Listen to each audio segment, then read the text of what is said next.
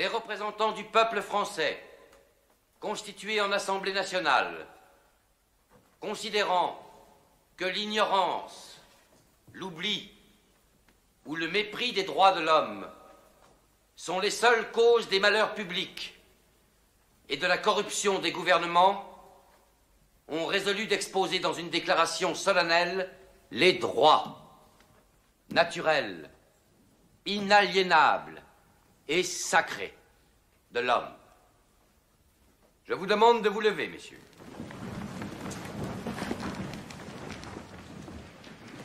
Article 1er. Les hommes naissent et demeurent libres et égaux en droit. Les distinctions sociales ne peuvent être fondées que sur l'utilité commune. Ces droits sont la liberté, la propriété, la sûreté et la résistance à l'oppression. Le principe de toute souveraineté réside essentiellement dans la nation. La loi n'a le droit de défendre que les activités nuisibles à la société.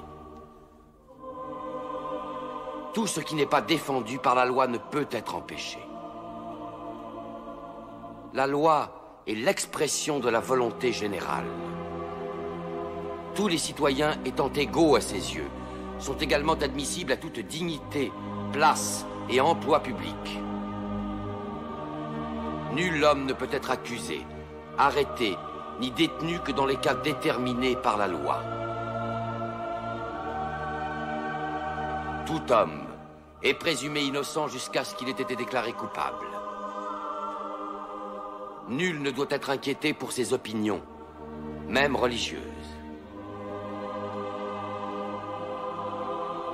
La libre communication des pensées et des opinions est un des droits les plus précieux de l'homme. Tout citoyen peut donc parler, écrire, imprimer librement, sauf à répondre de l'abus de cette liberté dans les cas déterminés par la loi. La garantie des droits de l'homme et du citoyen nécessite une force publique. Cette force est donc constituée pour l'avantage de tous.